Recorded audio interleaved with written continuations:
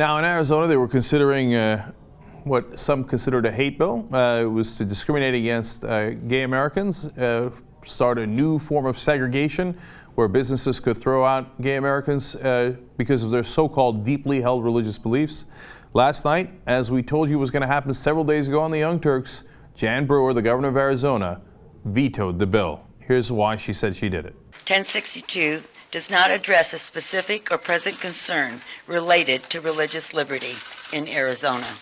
I have not heard of one example in Arizona where a business owner's religious liberty has been violated.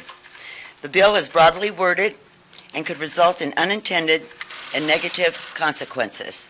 After weighing all of the arguments, I have vetoed Senate Bill 1062 moments ago.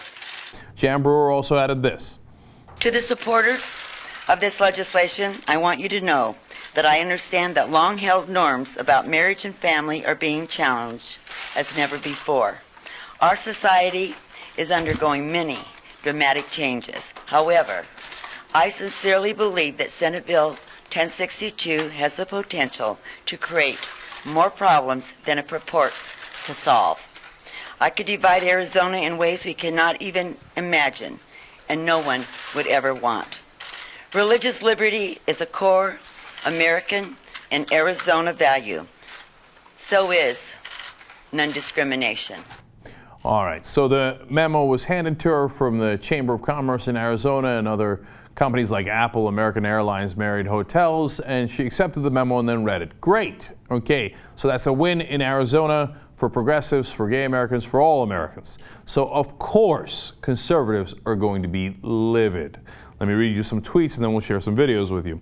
Ben Shapiro writes in, not sure what the GOP stands for when it stands against religious freedom out of pure fear of political correctness.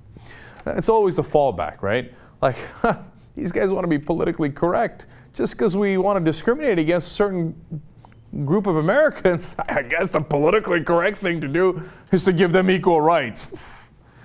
Yeah, I know, you stand on that side, and that's the problem with your party, and that's what they're recognized in Arizona a little belatedly. Todd Starnes writes in, Arizona Governor Jan Brewer makes Christians in her state second-class citizens. See, but that's such a great way of looking at it. The conservatives think that if Christians are not allowed to discriminate against other people and give them less rights than they have, then they're being discriminated against. Because he's like, look, I'm as a right-wing evangelical fundamentalist Christian, I'm used to having more rights than you. How dare you put me on an equal footing? You're making me a second-class citizen. No. If the bill passed, gay Americans would literally be second-class citizens because they could be kicked out of public places and maybe not even treated at hospitals because they're gay. See, that's a second-class citizen. They turn the truth on its head. John Nolte says on Twitter, CNN led a full-court media press to take away rights of Christians. Just the beginning, using tolerance as a weapon against us. Wake up. Only a right-wing Christian would think that tolerance is a weapon. It's a weapon against your hatred and against your discrimination. So I guess you don't like that. Jeremy Peters says on Twitter, talking about Tony Perkins and quoting him on Fox News, Arizona veto was due to misinformation spread by the hired left. Who's going to protect the rights of Christians? Poor Christians, so persecuted in this country. Only every president we've ever had was a Christian. The great overwhelming majority of Congress is Christian. The people who hold power in this country are overwhelmingly Christian. But who is going to protect the poor Christians when they go to practice their hatred all across the country? Who indeed? These are bold questions.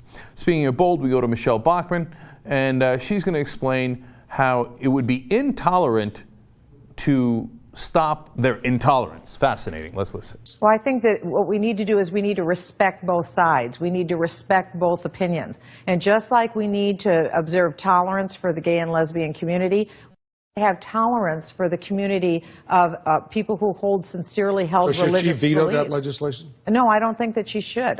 In my opinion, Would that open the door for less tolerance for gays? Oh, in fact, it's just the opposite. This is a decided level of intolerance. It's effectively eviscerating the First Amendment rights of freedom of speech, expression, and religious expression. Man, that circular logic makes the head hurt.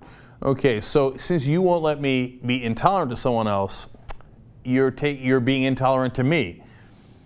Okay, let's let this genius continue.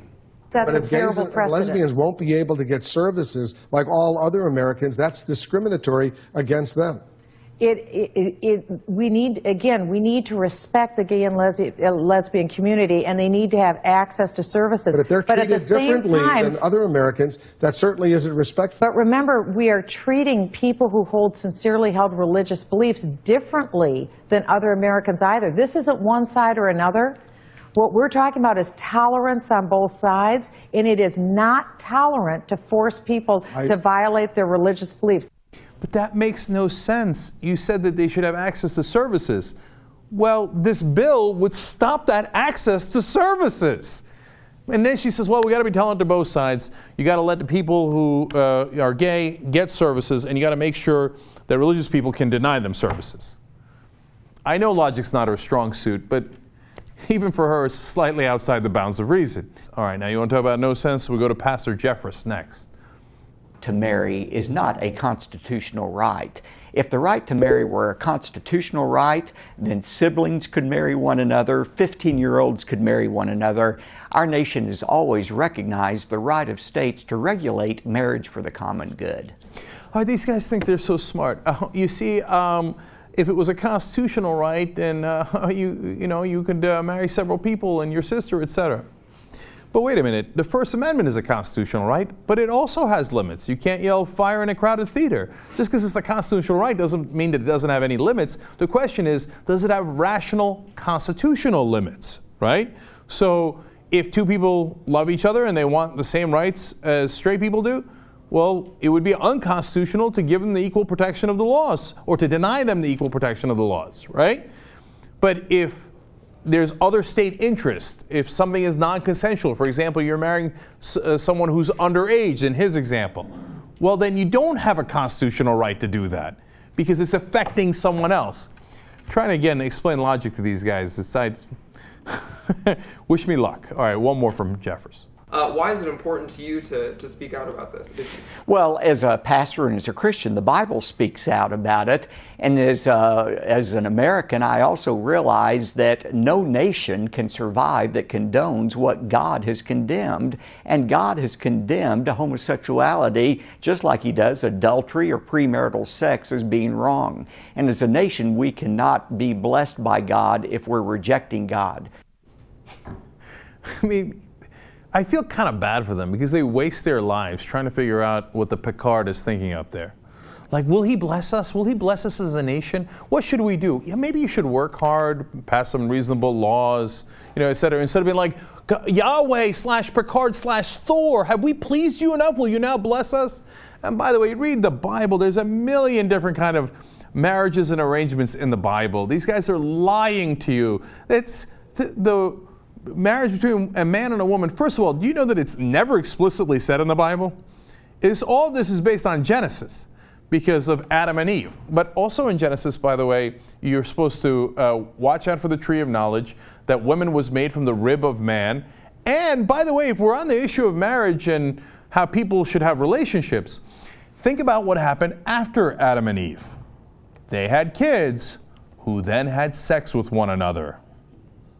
That would be incest. So apparently, according to Genesis, which is the basis of all this, the Bible says one man and one woman, or one brother and one sister having a lot of sex and producing a lot of kids who then have sex with one another to populate the earth.